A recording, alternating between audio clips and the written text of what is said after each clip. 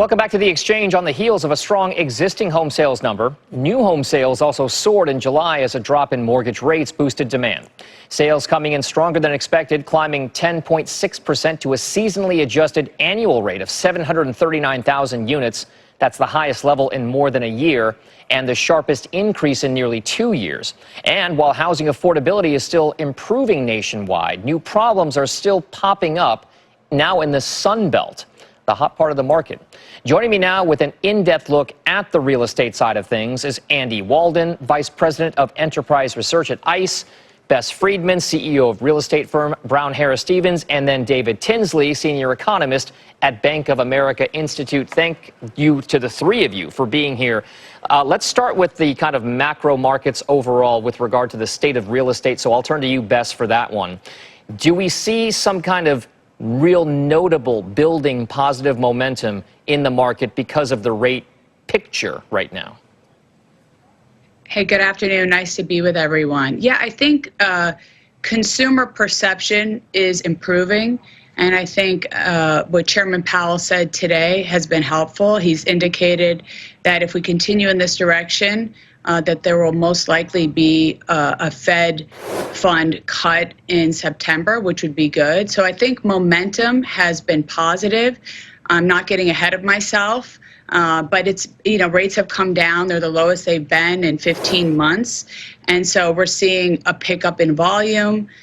Buyers are getting off the sidelines. So yes, right now we're in a pretty decent place and we're feeling very positive coming into the September market. Andy, this is an interesting discussion in context of where rates were 5 to 6 years ago versus where they are right now. Yes, they're lower than they were at the peak, but there's still folks out there that have more 30-year fixed-rate mortgages with 2 and 3 handles on them by the time we're done. So just how much is this going to trigger some housing activity? Well, if you look at the last couple of times, Bess just touched on this. This is the first time we've been in this range since kind of the home buying season last year. We got somewhat in this range earlier this year as well. And the last 2 times you've moved into this kind of 6.5% or below range, you have seen demand return to the market. You've seen home prices pick up a little bit. You've seen buyers return. And so I think that's the broad expectation here. And I think it's also worth noting that when you look at those July home sales, those were driven by high 6% rates. The June was driven by low 7% rates. We're now in the sub 6.5% range as well. And so that puts a little bit of boost behind some of these fall numbers. All right, so the housing dynamic, Dave, I'll turn to you for this. I'd like to know about the movement because there's a case that was made, and it seems logical, that folks had those kind of silver/golden handcuffs with the mortgage rates that they refinanced into a number of years ago. Is there a way in which that does become unfrozen, even if rates aren't as low as they were 4 or 5 years ago?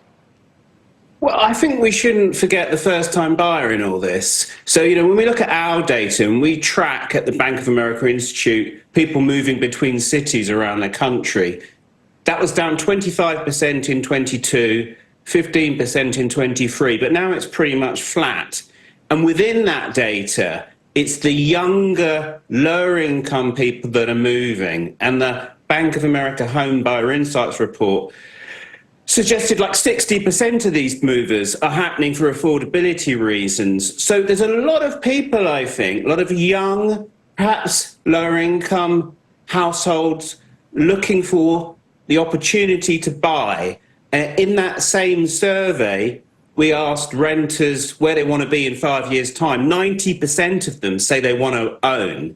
So there's a lot of people, first-time buyers, who are on the sidelines. Obviously, they don't have the locking on the rate to restrain them for now. Bess, the story over the course of the last several years has been around the institutional ownership in real estate and how there's a crowding out effect for some of those first-time home buyers and those people who want to move from renting to owning.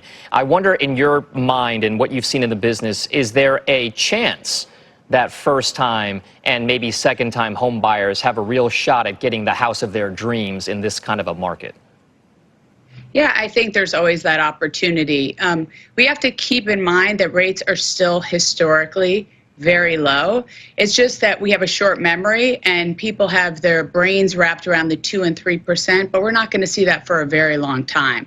So there's plenty of opportunity, not only for first-time home buyers, But people who are, cycle of life, who are moving for new jobs, having families, unfortunately, losing loved ones or going through a divorce, they continue to have to buy and sell because the market is there to serve them, not instruct them. And so, people don't necessarily look at rates and say, oh, I'm not going to get into the market. Sometimes you have to get into the market, and you can always think about refinancing later on and do something a little bit different and lock in a better rate. So I'm somewhat optimistic about where we are. Now, Bess has got an interesting point here.